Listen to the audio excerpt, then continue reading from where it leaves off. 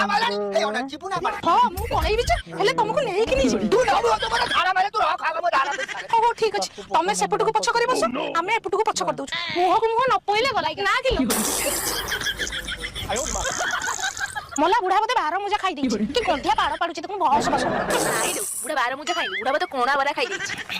ସେ ଯାହା ଖାଉଛି ଖାଉ ତାକୁ ଆମେ ନେଇକି ଯିବା ନହେଲେ ଆମ ପଦ ବି ଚାଲିଯିବ ନା ନହେଲେ ମୋ ବଇନି ହବନି ଯେ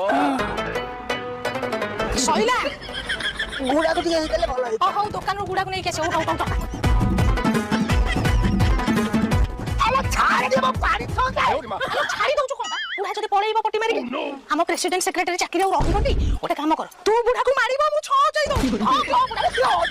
ଭଗବାନ ଏ ଗାଡିଆରେ ବଡ ବଡ ମାଛ ଗୁଡାକ ଆଲୋ ସେ